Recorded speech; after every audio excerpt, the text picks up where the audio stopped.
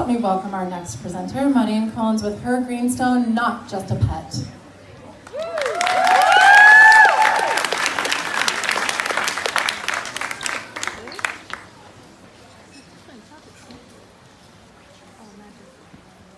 This is my cousin Tess. She's 8 years old and falls under the autism spectrum. Her type of autism used to be referred to as Asperger's or Asperger's syndrome. Intellectual ability and strong verbal language skills distinguish Asperger's syndrome from other forms of autism. People with this autism often also experience anxiety and anger attacks. Ever since my cousin was little, we had a special connection. When I would arrive at her house, she would jump up, climb onto my shoulders, and hug me very tightly. We would spend hours just in her room, playing with dolls, doing each other's makeup. She's a very sweet girl. But every year, I see her anger attacks getting worse and worse, and it's very difficult for her and her family. To get away from all the busyness and all the impulses, she often spends weekends or a couple of days at my grandparents', who live in a quiet farmer's village. When Tess and I are spending time with my grandparents, we like to go on bike rides. One day, when going around the village, we passed 2 horses, and Tess wanted to go and pet them so badly, but they were on a big field that we weren't allowed to go on. You could only pet them if the horses got close enough to the fence. So Tess stepped towards the fence and reached out her hand to pet the horses. And both horses leaned over and let her pet them. She wanted to spend hours here, feeding them grass, giving them water, scratching their backs and bellies. But after a really long time, I eventually convinced her to go back to my grandparents. And on our way back, we passed a group of cows. Now again, Tess wanted to go and pet them. Although this time I was a little bit more scared because she's only about this tall and the cows are about this tall, and there are about 50 of them. But you know, Tess is very stubborn, so she walked really close to the cows, and the entire group of cows walked over to this little girl. And I witnessed this moment and realized that there must be a connection between animals and humans. Now, my whole life, I have always been surrounded by animals. We had many pets at my house. At one point, we had 5 dogs. Then one of them gave birth to 10 puppies, so we had 15 dogs. We also had 4 cats, 4 rabbits, 6 land turtles, 10 chickens, 2 roosters, and so many fish. On the other side of the fence, there was an ostrich farm. Not only did they have ostriches, but they had emos, sheep, goats, crocodiles, parrots, river turtles, and who knows what else. My foster brother also had a donkey, so we had a donkey coming by our house all the time. Even on holidays, I would find some way to an animal. When I was 3 years old, I visited Machu Picchu, one of the 7 world wonders. Yet, I was more interested in the llama. Then at 9 years old, I herded alpacas with my dad and the local people of Bolivia. Then before coming to Bali, on my neighboring island Bonaire, we visited a donkey sanctuary, and all the donkeys ran up to me. So I was always around animals. Then after witnessing the encounter Tess had with those 2 horses, I started doing research about them. I read lots of articles, watched a lot of documentaries, and read so many boring scientific papers. But I found that animals are more than just pets. Animals have many benefits to humans. When an autistic kid, like my cousin, for example, is surrounded by an animal, their oxytocin levels increase. Oxytocin is often referred to as the love hormone, and it plays a big role in social bonding. Recent studies have shown that oxytocin can help kids with autism interact better with their peers, which is usually quite difficult for them.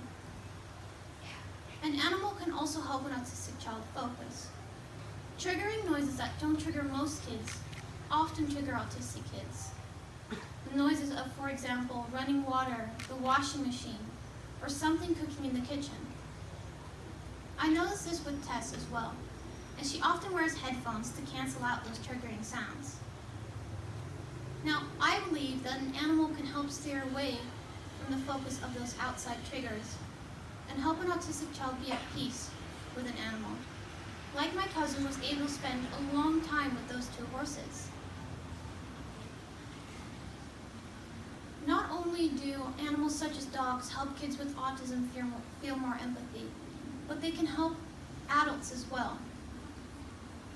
Dogs that have been through traumas and are sentenced to be killed can be sent to programs such as TAILS. This stands for Teaching Animals and Inmates Life Skills. In this program, 2 inmates partner up with a dog that has behavioral issues. One of the inmates will be the handler and the other will be the trainer. They both will spend the same amount of time with the dog, although the trainer is usually more experienced. The dogs cause for a more relaxed atmosphere in the entire prison and more peace between the inmates and the guards. Most of the dogs also come from broken backgrounds, so the inmates can see themselves in the dog, creating an even stronger connection.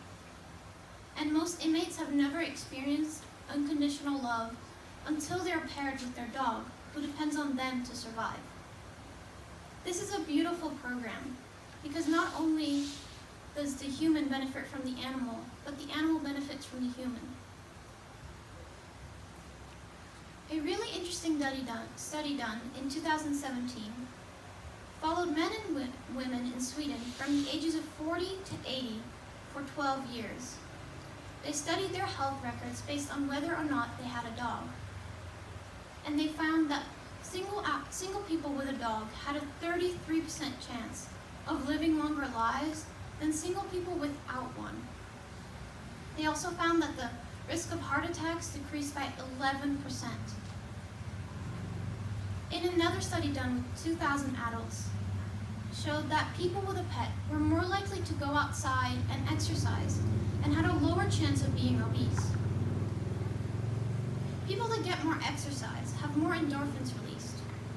Endorphins cause for a positive feeling in the body and can act as painkillers, but unlike morphine, it is not addictive.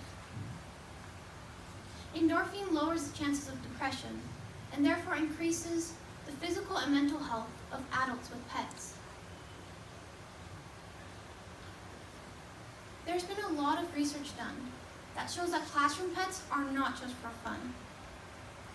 In another study done in 2017, published by the American Educational Research Association, showed the 3 impacts classroom pets had on students. The first impact was behavioral.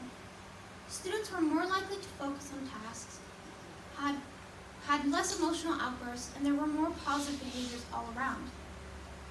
The second change was socially. When a dog was present in the classroom, students suddenly became nicer to each other, creating a more social environment. The third change was attitude improvement. Students' attitude towards school improved and they became more respectful, responsible, and empathetic. Here at Green School, we promote sustainability and interaction with animals, especially on our website. In the Green School video, cows are walking freely and there are snakes in the classroom, and there are so many moments of interaction with animals. So as you might be able to imagine, when I first came to Green School 5 years ago and realized that our interaction with animals is actually very limited, I was very disappointed. The amount of time I have spent surrounded by animals has actually reduced since coming to Green School. On a normal day at Green School, students barely go down to the cows, pigs, chickens, or any of the other animals on campus. And during my time here in high school, I have rarely seen biology classes with a focus on animals. Because of the lack of education surrounding animals, there are some opportunities that I might have missed. For example, if I wanted to study something related to marine biology, I wouldn't have any of the knowledge I would need beforehand. even though we actually have 3 teachers at this school who have studied marine biology in the past, and so many teachers who have worked with animals before. Yet we barely have classes based around the subject. We talk about being vegetarian, we talk about saving the animals and the environment, but I doubt that there are many high school students that know what a snake looks like from the inside, or can identify the different species. I recently went on a trip to Kalimantan. We went to the Borneo Nature Foundation camp in the Sebangau Forest in central Kalimantan. We had a really amazing experience there.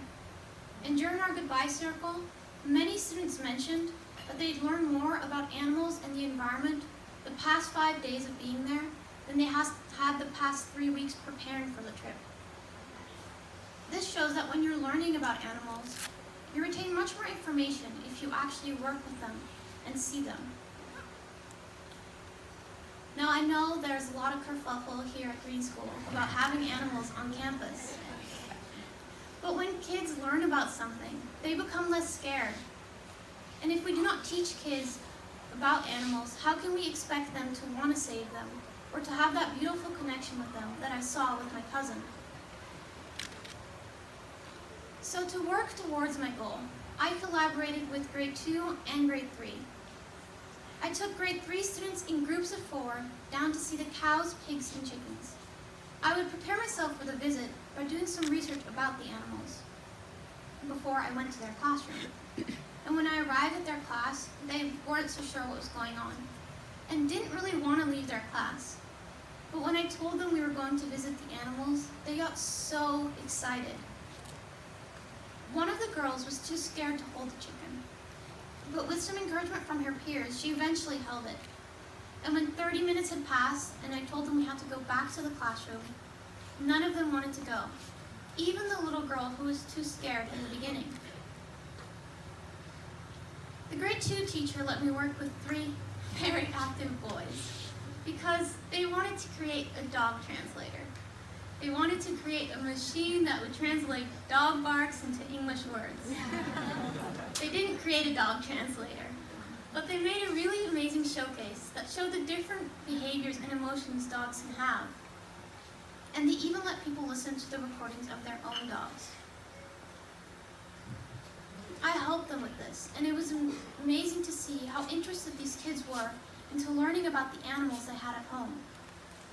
I love the curiosity that these visits to the animals would spark in the kids. And I think it's important for the development and growth of our school to include animals into our education. I mean, we literally learn in a jungle. We should take advantage of that. That's why I'm so happy to have heard that classes involving animals will be implemented into primary school as of next year.